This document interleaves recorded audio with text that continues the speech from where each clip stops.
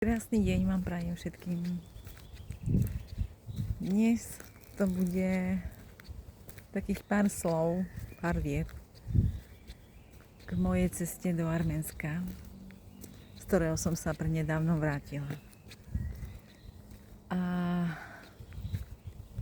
cítim, že chcem to pozdieľať. Najprv som mala predstavu, že napíšem k tomu pár viet, ale cítim, že možno video bude také hodnejšie, autentickejšie. Nikdy by som neverila, že putovanie určitou krajinou môže človeka úplne preskladať na novo. Pretože ja som sa vrátila úplne iná, ako som tam odchádzala.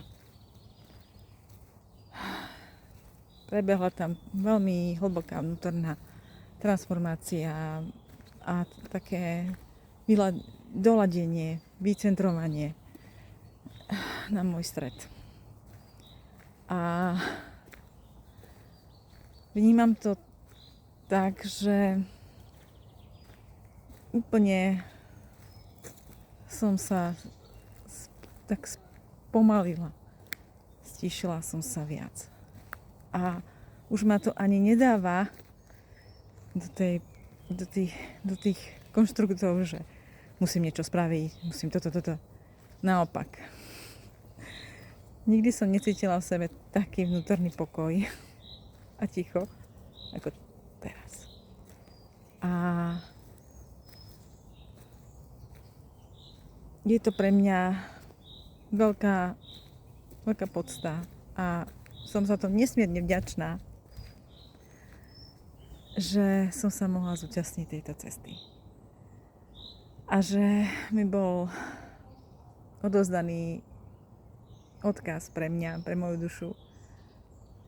A v tom okamihu, keď som ten odkaz prijala, tak vytiekli slzy.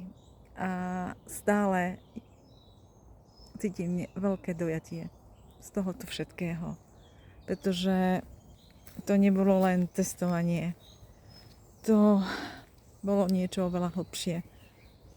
Tá krajina so mnou pracovala takým spôsobom, ako žiadne iné miesto.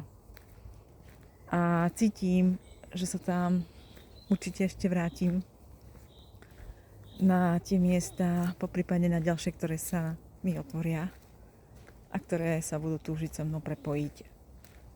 Arménsko je nádherná krajina, veľmi živá, mnohotvarná, mnohorozmerná a tak panensky čistá, by som povedala.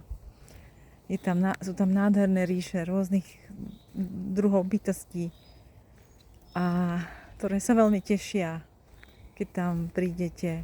Už len to, keď tam vstúpite medzi nich, prípadne sa ich dotknete láskavým dotykom, s láskou v srdci. Takže pre mňa to bola neuveriteľná cesta. A cítila som, že tam niečo prebehne, ale že to bude také intenzívne. Som nemala vôbec žiadne potuchy. Ale to, že mi to úplne preskladá všetko, to som vôbec nečakala. A som za to veľmi vďačná. A vnímam na sebe, že možno niektorých ľudí tým prekvapím, že už sa nebudem podieľať na nejakých takých plytkých rozhovoroch na plitké témy, pretože ja som teraz nastavená do hĺbky. Už to inak nejde. Sa krásne teraz rozfúkal vietor, to je ako také potvrdenie. Takže určite možno mnohých budem šokovať, ale to už nie je môj problém. Myslím si, že je dobré si tak zvedomiť určité veci a hlavne ja cítim, že som taká pevnejšia v sebe, že sa tak pevne v sebe stojím a že už iná cesta než tá moja tu nie je. A mám okolo seba presne takých ľudí, ktorí ladia s mojou dušou, ladia s tým, čím som, s tým, akože sa prejavujem, proste s celou mojou bytosťou, áno? Pri ktorých nemusím vôbec sa nejak znižovať alebo eliminovať niečo, že dobre teraz, alebo len niečo, alebo len časť seba prejaviť, aby proste to zvládali. Nie, naopak. Ja som teraz nastavená proste žiť naplno to, kým skutočne som, v plnej miere, v plnej autenticite, pretože inak to už nejde. A mám ešte taký odkaz, ktorý mi tam nabehol, že milujúce srdce a tá taká úprimná ľudskosť, taká nefalšovaná, že to je taká naša nádej. Tam je nádej nás všetkých.